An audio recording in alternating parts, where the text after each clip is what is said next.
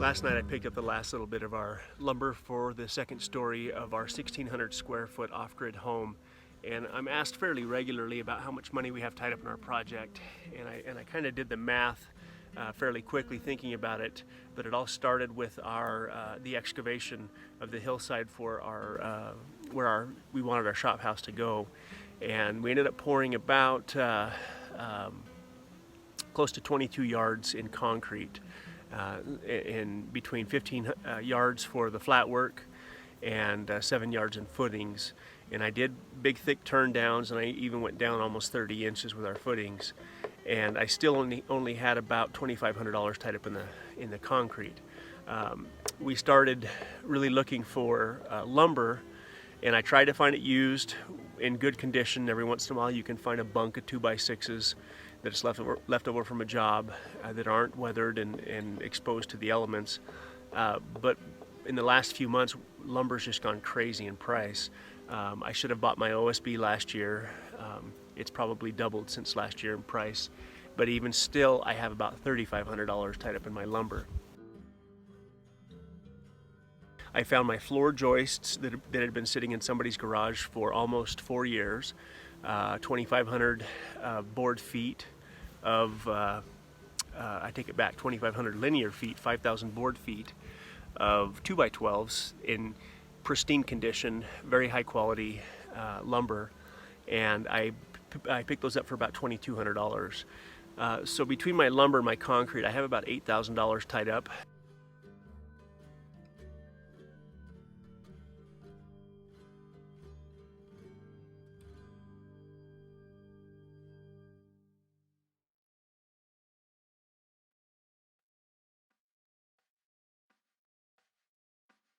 We've already got our windows. We were able to get our windows substantially discounted.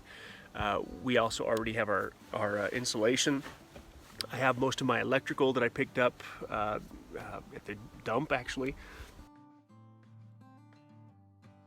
The bottom line is what it's costing us to do this, because I'm doing all of it myself, has cost substantially less than everybody told us it would cost. The cost of solar panels and inverters is a different conversation, but even still I've managed to pick up my solar panels and inverters for about 30% of what people projected it would cost us. Now I still have to build my my panel mounts, and I still have to figure out a few things associated with that. But the bottom line is for less than $10,000, we'll have a 1,600 square foot, 2-story building that's built to code. That's the other issue, is I do have permits and inspections, so I had to build it to a certain code. We will have a very nice place, and it'll be comfortable. 2x6 walls, 16 on center. Our floor joists are 12 inches on center, and we will have a very well built building that is rated for the snow load. Actually, I went above and beyond with the engineering of the second story to ensure that there were no issues with snow load. And again, a 1,600 square foot building for less than $10,000 that we hope to be living in by early spring at the latest. And who knows, if the weather keeps going, it may be sooner than that. But this is why I guess I'm so anti sheds. I see these people buying sheds and trying to live in these sheds, and some counties are going as far as making these sheds illegal for living.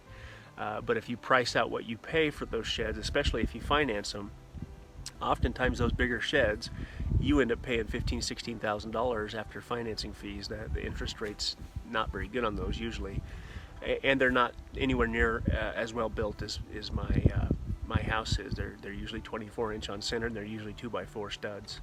So something to think about. I'll have the second story hopefully finished by the end of the week, and we hope to start setting rafters first of next week and get the roof finished as the weather continues to cooperate with us. So.